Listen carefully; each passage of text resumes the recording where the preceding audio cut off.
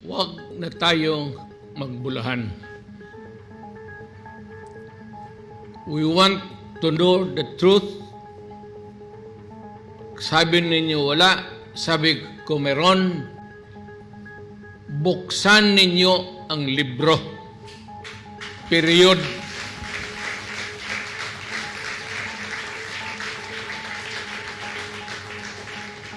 A dog by any other tag is still the dog.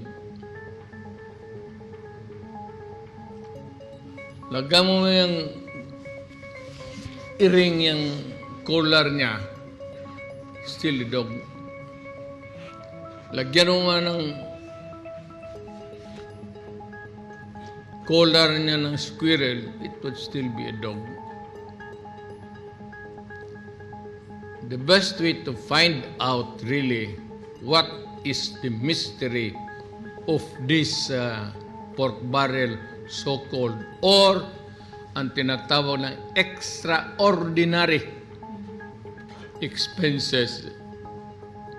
Mabuti pa kayo kaya may extraordinary expenses. When is there an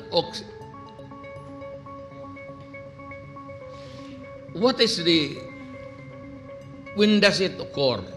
What is the occurrence of an extraordinary expense? Yan. Tawag ninyo na noon, pork barrel. Buksan ninyo ang libro ng speaker. Kayong mga kongregista, hindi ko kayo sinali sa una kong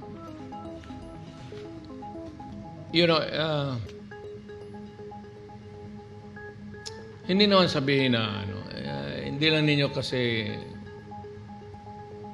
nirespeto yung anak ko. You can almost say na sekretaryo, wag na lang ito kasi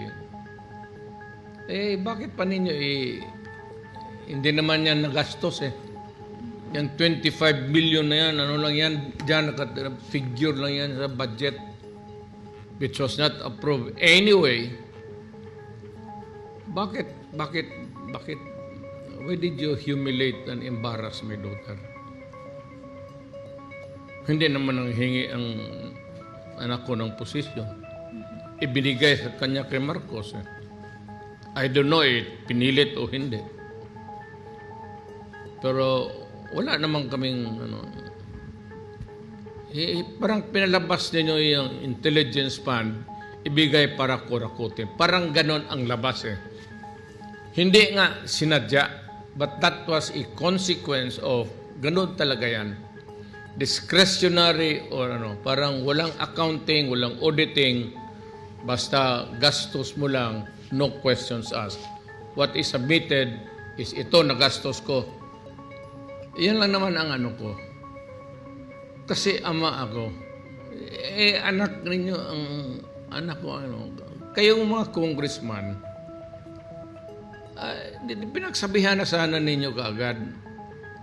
Napagbasa ninyo, hindi naman tayo sinabi na sana ninyo doon sa kapwa ninyong congressman, kay liberal mo na itong si Franz, sabihin mo kay Secretary Duterte, huwag yan kasi babarayin na. Pinahiya ninyo. Samantala kayo naman dyan nagwawaldas ng pera. Kaya buksan nga natin, tignan nating frauds kung magkano ang nakuha mo sa Kongreso. Ng intelligence fund, something yan. Sinabi ko na nga, ROTC, PMT.